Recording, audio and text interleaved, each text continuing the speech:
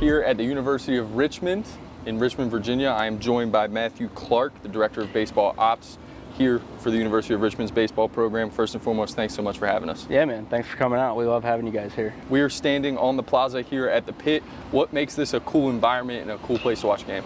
Yeah, so the new outfield plaza, about 2.5 years old. Just a really good spot, as you can see, for our fans to watch a game on weekends. You know, when the weather's pretty good, it'll fill up pretty well. We'll have some different events out here. We've had our donors out here. We've had some alumni events out here. You know, a lot of our parents come every weekend. So they'll have some tailgates out here in the parking lot, stuff like that, and then they can just walk right over here, enjoy the game.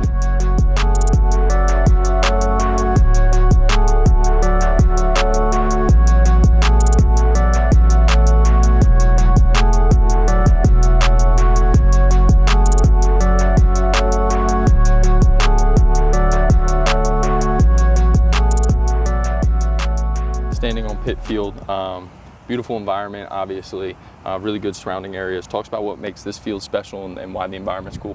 Yeah, I think just, you know, what's special about it is it's really close to, you know, where everything is, where our guys, you know, need to be with the training room, the locker room, everything like that. You could just walk right across the parking lot. You're right on our field. Some places you got to drive off campus to get to your field. So I think it's very ideal that it's right here in the middle of campus. Just got brand new turf last fall. The padding on the sides are also brand new. That used to be like a metal wrought iron fence with the brick you see back here. We had the brick pillars along the fence, so we decided to pad those. Just gives the field a different look. You know, the work they put into here, I think, makes it really awesome and shows that we have a lot of support in our program. All right, I know you've only been here for 2 years now. What's your favorite memory from Pitt Field? Ooh, my first year here, we were playing George Mason early in conference. We were down, I think it was like 16-1, 16-2, something like that. You know, put some subs in, got those guys in the game. Come back, we walk them off. The kid that hit a walk-off was a freshman, first college game. I think that was really an awesome experience, and then kind of, you know, after that weekend, kind of started playing really well into the conference season. So that was awesome.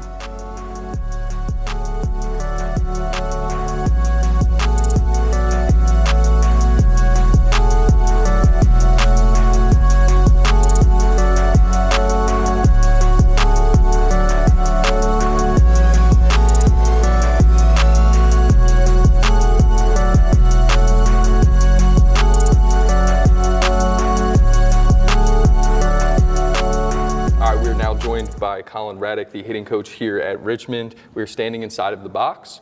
Tell me why it's important and also awesome to have a space like this for the program. Yeah, for sure. So this is, the box is about 2.5 years old. So in my time here, we haven't always had this. And it's tremendous. I mean, just what we're able to do during practices. So being able to bounce in and out, you know, if we got BP going on outside, we'll have both these cages going, machines going. It's awesome. Having the hit tracks allows for us to get some feedback and stuff indoors, which is amazing. And then obviously from a weather perspective, you know, if it ever starts raining, we got to bounce inside. That's really easy to do. We're able to open these nets up and do full live at bats and get our ABs in, which at times, you know, during January, February, as we're getting ready for the season, you know, weather may pose some problems for us. So, yeah, this place is absolutely incredible. It's been a real game changer for our program and our development.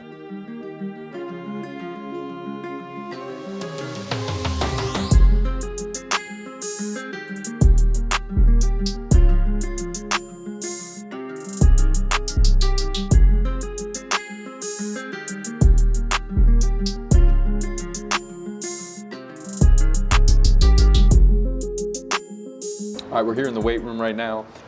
Talk to me about what makes this space specifically so nice and why, you know, the strength and conditioning is so important for the program. Yeah, I think it's a great space just because we have 18 different racks, so one of the cool things is we can bring in all 44 guys that we have on our team right now for the fall in here, do a full team lift instead of having to have different groups come in at different times throughout the day. Everybody can be in here pushing each other, hyping all the guys up. I think that's a big part of it is, seeing how guys work in the weight room. The guys that work hardest in the weight room, a lot of times they come out and, those are the guys love being around, they're pushing each other, stuff like that. So I think that's a really good thing to have in our program is just having all the guys in here at one time. And then having the turf space is really awesome. We're big on sprint work and being explosive. So one thing we can do, we do it before every lift, is we just do different explosive speed work during our warm-up. Just one, it helps get the guys ready, gets their legs loose, but two, it's something we can work on that helps our base running or tracking down a fly ball where you have to run a long way. At the end of the day, your break on that ball or your break on stealing a base is very important, so we can work on different things like that in here. So what kind of tech are you guys using here? A lot of programs are starting to incorporate the tech into the strength and conditioning side. What are you guys using? Yeah, so we use E-node sensors. We talked as a staff last year, thought that there was something that we needed to bring in and incorporate in the weight room to kind of see how guys are doing, see different results. So we use the E-node sensors. I actually have it right here with me. So what we do is you put the sensor on the bar and then you go onto an iPad. Each rack has the iPad, on it. And what we do is you put in the workout for the day, you put in what weight you're doing right before your set, and then each rep that you do is tracked based on velocity-based training, just how quickly you're moving the bar. Then we can use that to see where guys are at in the weight room and how can they get better.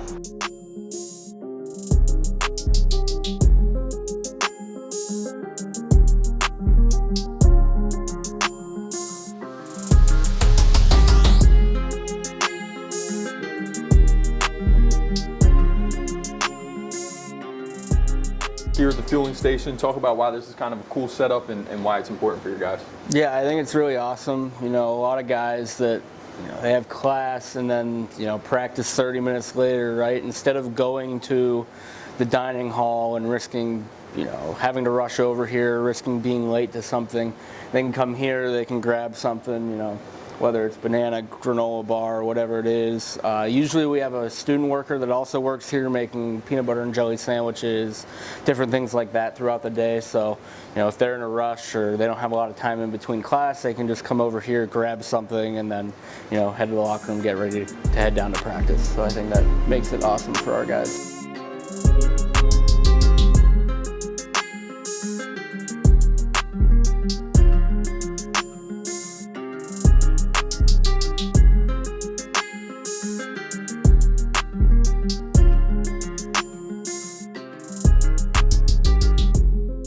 All right, we're now in the training room.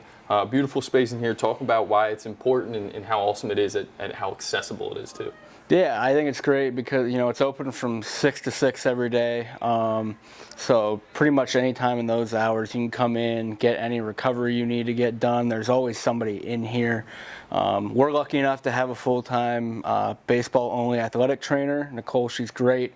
So, anytime that the guys need something, they can pretty much reach out to her, schedule a time to come in and get their treatment. So that part's really awesome. But even if she's not in here, somebody else is going to be willing to help you out with whatever you need.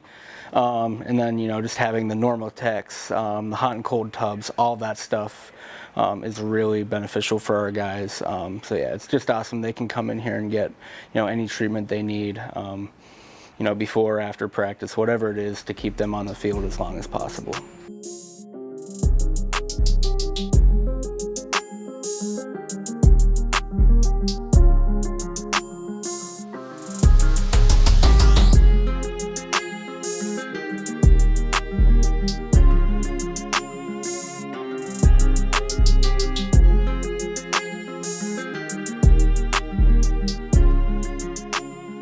We are in Millheiser Gym, which houses the academic services for student athletes.